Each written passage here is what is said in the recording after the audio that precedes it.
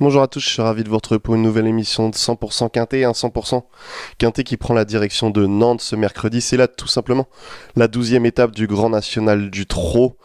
16 chevaux vont s'affronter sur le parcours des 3000 mètres, ils seront répartis sur deux échelons de départ. Une épreuve qui s'annonce très ouverte et un probable favori sûrement au premier échelon, ce sera Horatius Della, confié à Eric Raffin pour l'occasion. Allez, tout de suite on passe au tableau des partants. L'As Jinko du Roussoir peut bien faire dès sa rentrée, méfiance. Le 2, Hold Up du Dijon est une possibilité pour les places. Le 3, Elixir de Crène est en forme mais n'a pas de marge. Le 4, Harit Sassi est le héros du dernier trophée vert. Pour son retour sur le sable, il faut le retenir haut. Le 5, Horatius Della est un candidat au succès. Le 6, Faraggio Menuet est à revoir. Le 7, Gims Duplessis rentre, sa chance est plutôt secondaire. Le 8, Gino Viva dispose d'une belle chance au premier échelon. Le 9, Galad Crène peut également se placer.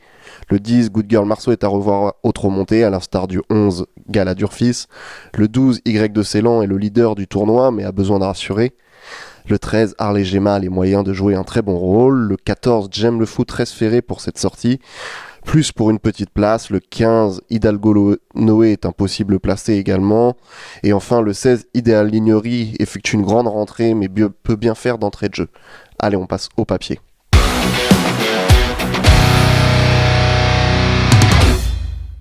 Et en première position de mon pronostic, j'ai donc placé le 5, Horatius Della. Horatius Della, il n'aurait pas tapé loin en dernier lieu, hein, sans sa faute, c'était à Vincennes. C'est un cheval qui est très dur à l'effort. Les 3000 mètres de Nantes ne devraient lui poser aucun souci.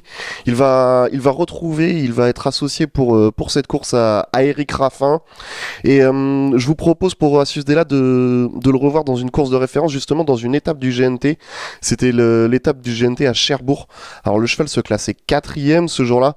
Il était dominé pour la victoire pour finir, mais faut se souvenir il avait fait le dernier tour à 2 nez au vent ce jour-là, mais la prestation était quand même bonne, hein. Il conservait la quatrième place et surtout, il devançait des chevaux qu'il va retrouver, hein, à l'image de Hidalgo de Noé qui terminait derrière, Hold Up du Dijon, ou encore Y de Ceylan qui était non placé ce jour-là.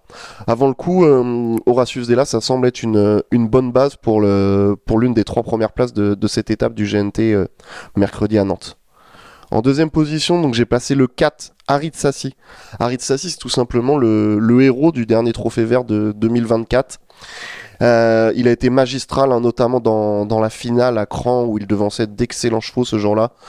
Il réalise une saison tout simplement magnifique, hein, on va le voir, hein. C'est en 2024, Harit Sassi, c'est 9 courses, 5 victoires et 3 places, soit tout simplement 89% de réussite. La copie est presque parfaite. Il est de retour sur le sable. Alors c'est vrai que ses plus grandes perfs, c'est justement sur l'herbe, mais il a également quelques références, hein, sur le sable, hein. Et il peut tout à fait très bien faire encore sur le sable, même si on change de surface mercredi. Je le vois même terminer dans les trois premiers de ce quintet mercredi à Nantes. En troisième position, justement, j'ai placé le 8, Gino Viva. Gino Viva, il reste sur une bonne perf. C'était également dans le tournoi du GNT, mais lui, c'était à Saint-Galmier. Il bénéficie d'un bon engagement au premier échelon. Et on le voit, il sera déféré des quatre pieds. Gino Viva, c'est 20 courses, 5 victoires, 8 places, soit 65% de réussite. Avant le coup, c'est un candidat aux places, mais comme beaucoup, hein, parce que on le disait au début, c'est vraiment une épreuve qui est très ouverte et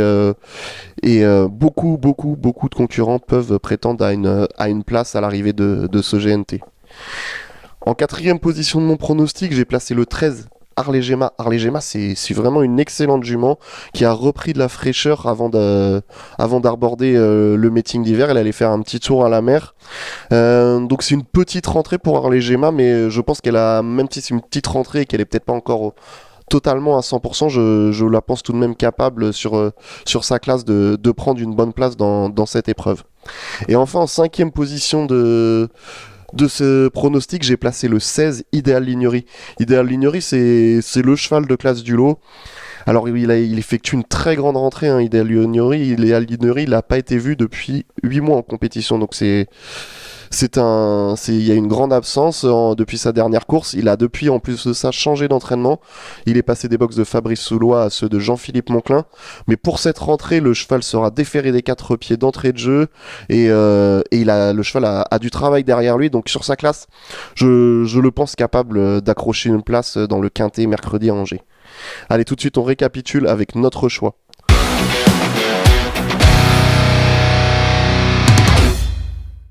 En première position de mon pronostic, j'ai donc placé le 5 Horatius Della. En deuxième position, le 4 Aritsassi. En troisième position, le 8 Gino Viva. En quatrième position, le 13 Harley Gemma. Et en cinquième position, le 16 Ideal Lignori. Avant de se quitter, un conseil de jeu et on ira dans la cinquième épreuve du programme avec le 510 Joker de Choiseul. Joker de Choiseul, il faut totalement oublier sa dernière sortie au trot monté. Ça s'est mal passé, on laisse de côté.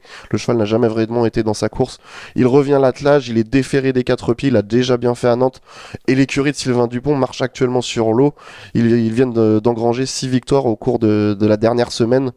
Sans incident, il devrait tout simplement remettre les pendules à l'heure. Voilà, c'est ainsi que se termine notre émission. Je vous dis bon jeu à tous et à très vite.